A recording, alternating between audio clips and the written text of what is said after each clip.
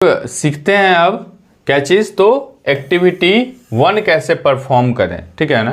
Activity 1 में हम लोग सीखेंगे फिलामेंट क्या है और फिर बल्ब का टर्मिनल किस तरीके से डिफाइन होता है। ठीक, देखिए हम लोग को इस एक्टिविटी को परफॉर्म करने के लिए क्या करना होगा, एक टॉर्च लेना होगा और टीचर की मदद से आप क्या करें, तो आप चाहें तो उस टॉर्च के अंदर जो बल्ब है उसको बाहर भी निकाल करके देख सकते हैं या फिर ऐसे ही आप उसको ऑब्जर्व कर सकते हैं। ठीक, उसके बाद उस टॉर्च को आप जब ग्लो करेंगे तो देखेंगे क्या चीज़, तो एक पतला सा वायर है।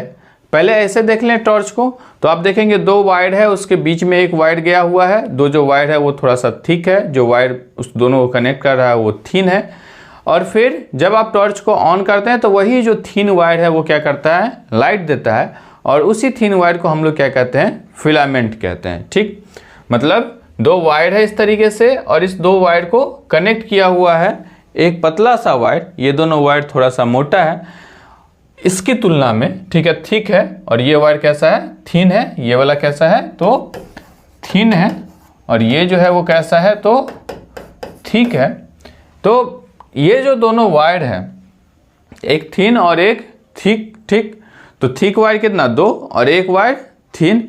तो जो थिन वायर है उसी को हम लोग क्या कहते हैं, फिलामेंट कहते हैं। ठीक, तो लिखें हम अगर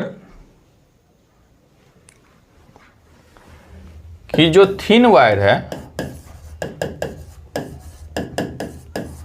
थिन वायर है वो गिव्स ऑफ, वही क्या करता है, light when we switched on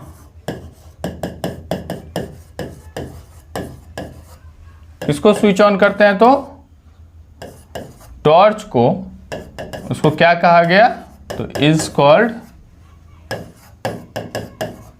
filament of the bulb. ठीक, अब जो ये एक थिन वायर है, ठीक है ना, ये जो पतला सा वायर है मान लीजिए इस तरीके से, ठीक, इसको सपोर्ट दे रहा है ये 2 वायर। तो क्या है यहाँ पे, क्या लिख सकते हैं आप कि जो तो थिन वायर है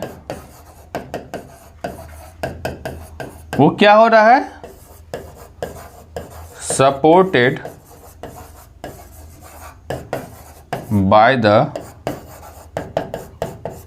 थिक वायर। स्पेलिंग देख लीजिएगा, इससे पहले थिन का, थिक का इस तरीके से स्पेलिंग, ठीक है।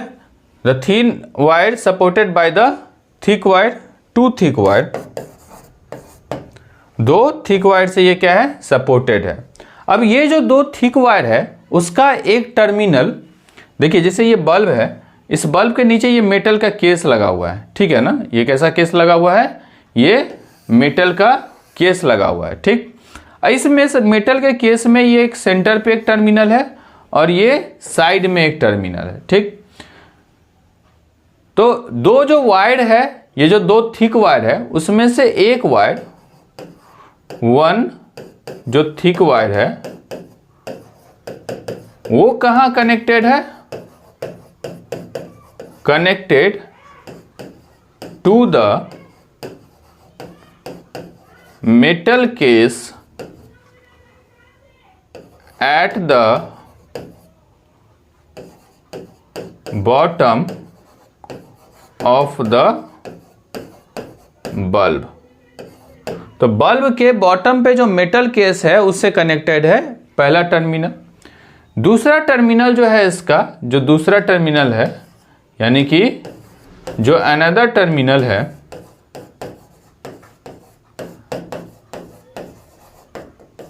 अनदर जो टर्मिनल है वो कनेक्टेड है,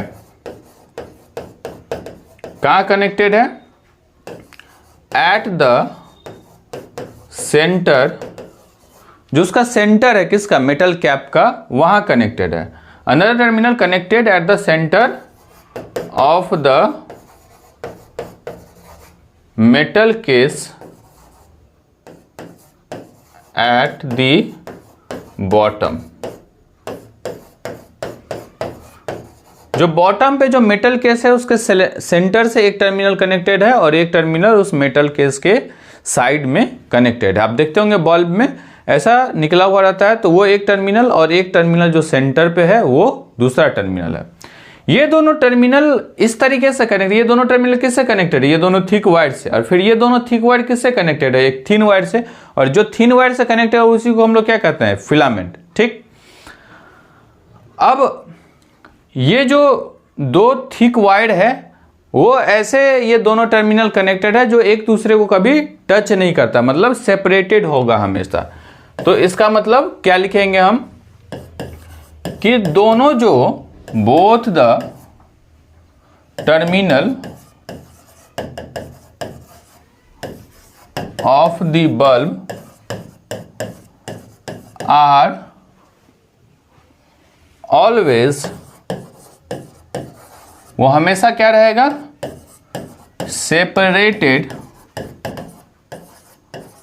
बाय ईच अदर, एक दूसरे से हमेशा कैसा रहेगा?